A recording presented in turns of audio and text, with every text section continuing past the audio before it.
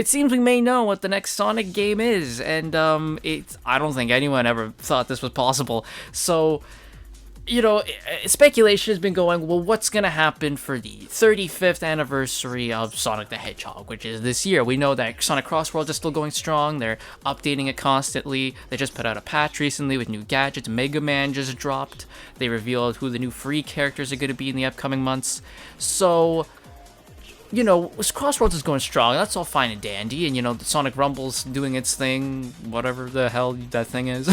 But it's like, what big thing are we going to do, right? We had the title reveal of Movie 4, which is just getting some hype for Movie 4, pretty much just confirming Jim Carrey's in it.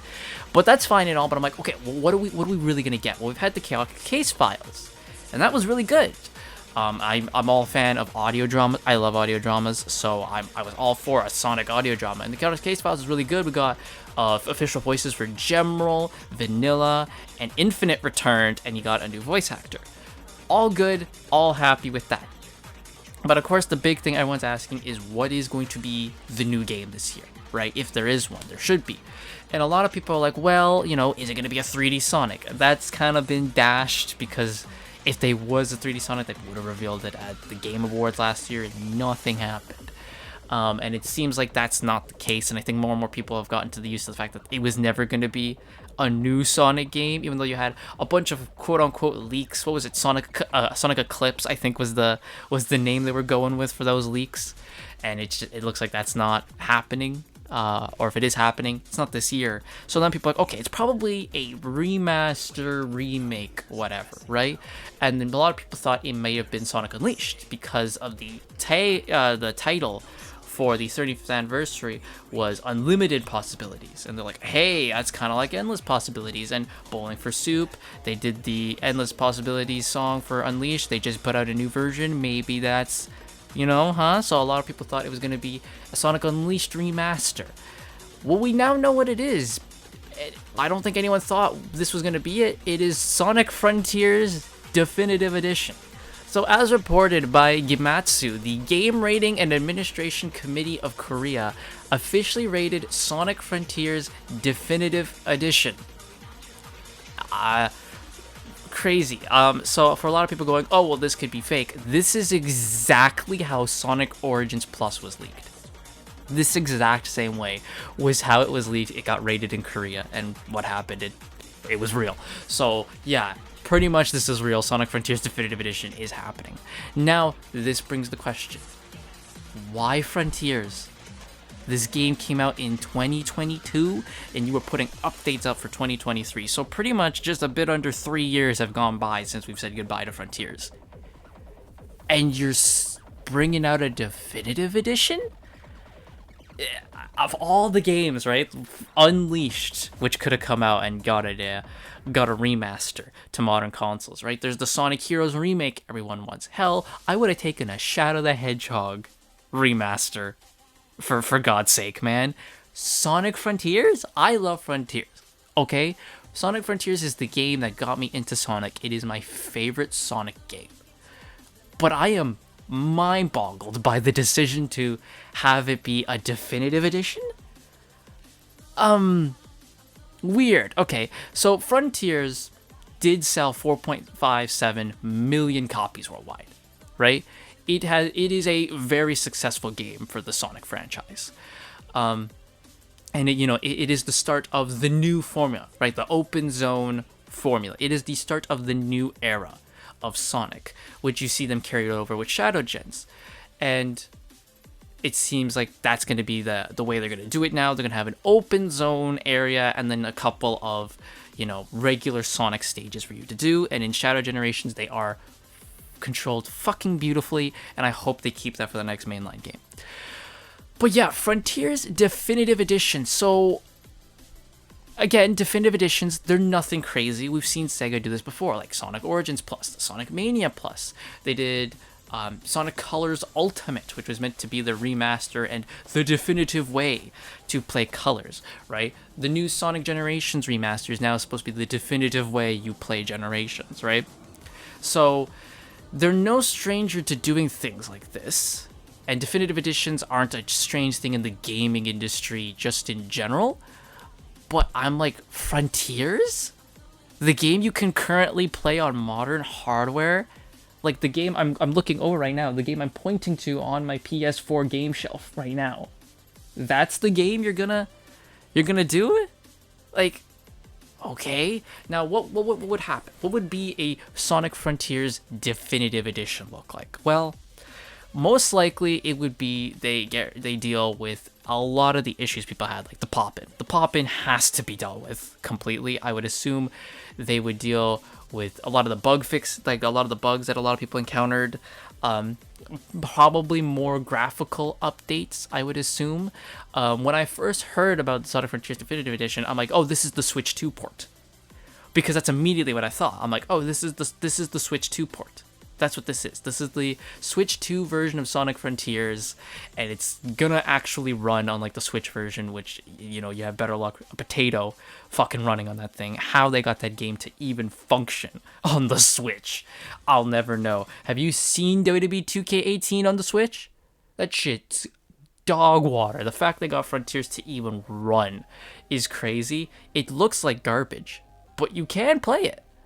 I have a feeling that this is going to be for the Switch 2, and it's going to be here. You can actually play Sonic Frontiers on a Nintendo console, and it doesn't run like garbage, is what I assumed. But now, you know, Sega never really does exclusives anymore. They pretty much put everything on every console. So Frontiers Definitive Edition would be on everything. So now it's like, okay, what would it entail? Like I said, they probably deal with the pop-in. The pop-in would most likely be one of the things they deal with, because that was a huge fucking thing that like everyone had a problem with. The physics probably as well. You really have to, you really got to fix that.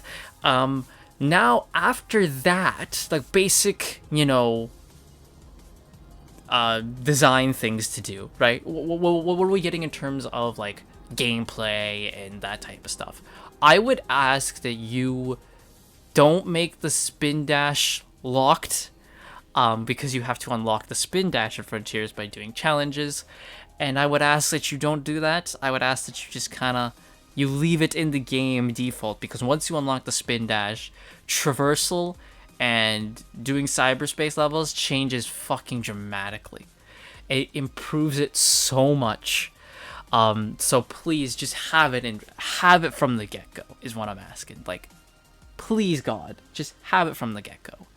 I would assume that all the DLC would just be in there from launch, right? Like everything that they updated and they added is there. The boss rush mode, the extreme difficulty, all the extra challenges and extra Cocos, that would all just be in there from launch.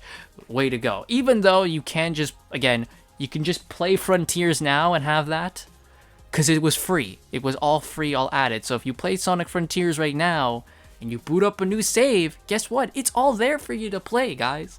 So I guess I would just ask that it's probably going to be that, and just you make the spin dash available from the get-go. I saw an idea where someone said maybe they would make Tails, Amy, and Knuckles playable more early on. So where once you finish that island they're on, they're unlockable to play as. You can go around their island playing as them. That could be a cool idea. They're unlocked more early on, and they're not saved for just the end. Speaking of the end, most likely they're going to cut out the base game ending and put the Final Horizon ending in as to make it definitively the true ending of the game, because some people still don't realize the ending of Sonic Frontiers is the Final Horizon, and that there was actually a DLC story that you have to play. So they would probably do this to be like, no, this is the ending. This is the true ending of the game, right? Now, what else would they add, right? Would there be any new story content? I don't know. I don't think we need it. I think Frontiers is pretty good in terms of story content now, that I don't think we need anything. I think it's better to just move on and, focus on the future, right? But don't never say never. Though do keep your expectations low. Because this is Sega. I don't think they're gonna go super crazy with all this shit. I think they're gonna be basically the bare fucking minimum is what you should expect from this. Just, like graphical improvements, yes. All the DLC bundled in from the start, easy. That's absolutely, I think that's a guarantee. All those extra cyberspace levels are in there. New boss fight with the end. They'll make it that definitive ending. That's probably what you can basically just expect from this. Don't expect too much. Like, I wouldn't expect new DLC story content at all. Like I said, maybe they make it so where Amy, Tails, and Knuckles, they're playable like as soon as you beat their island. I asked a couple of my friends, and I'm like, do you think they would make Chronos the full version? Because as we know, Chronos was split into 3 separate islands, which was Chronos, Ares, and Uranos at the very end. They were split into the separate islands. No, not Ares. Sorry, Rhea Island. I believe it's Rhea Island. Sorry, the way where you do the towers. They were all split because the game wasn't coming out in time, and they needed to rush together to do something. And Chronos was meant to be this huge, massive island to introduce you to the game, and you'd be like, "Whoa, this place is huge." So would they do that? Would they finally have the true Chronos, the big, large Chronos available? I don't know. I would hope they would, but I don't know. And then it's like, okay, are they going to have the true 4th island where it was, rumored to be the spaceship, the ancient spaceship? Are they going to have that island there? I don't think so. It'd be cool, but again, you should expect the barest of bare minimums from a Sonic Frontiers Definitive Edition. Am I looking forward to this? Kinda, because this could be like, them being like, here's the real version of Frontiers, And this isn't something that's like new for Sega again. Like, I mentioned the Sonic ones, but if you look at something like Persona, they do this with Persona all the goddamn time. Persona 4 Golden, Persona 5 Royale, like, they do this shit all the time with Persona, where they're like, yeah, there's the base version, and then Royale came out for Persona 5, and like, that's the real version. Same thing with Golden.